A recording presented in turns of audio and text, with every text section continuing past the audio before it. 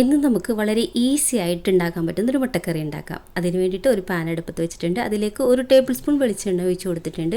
വെളിച്ചെണ്ണ നല്ലപോലെ ചൂടായി വന്നാൽ 4 വെളുത്തുള്ളി അല്ലിയും, ഒരു വലിയ സവാള കട്ട് ചെയ്തെടുത്തതും, 2 പച്ചമുളകും, ഒരു കഷ്ണം ഇഞ്ചി ചെറുതായി കട്ട് ചെയ്തതും, ഒരു വലിയ തക്കാളി 4ആയി കട്ട് ചെയ്തതും ഇട്ട് കൊടുത്തിട്ട് നന്നായിട്ട് വഴറ്റിയെടുക്കാം.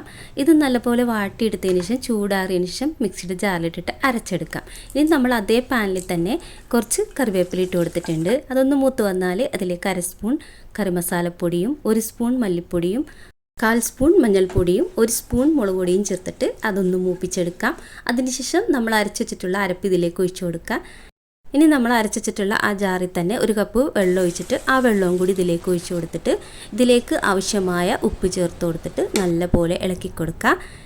ഇനി നല്ലപോലെ തിളപ്പിച്ചെടുത്തതിന് ശേഷം സ്റ്റൗ ഓഫ് ചെയ്ത് വെക്കാം. ഇനി നമ്മൾ ഓരോ മുട്ടയും ഇതുപോലെ വരഞ്ഞിട്ട് ഇട്ട് കൊടുക്കാം. അവസാനം നമ്മൾക്ക് ഇതിലേക്ക് കുറച്ച് മല്ലിച്ചീരയും പുതിനയും ഒക്കെ ഇട്ട് കൊടുത്തു കഴിഞ്ഞാൽ അടിപൊളി മുട്ടക്കറി റെഡി.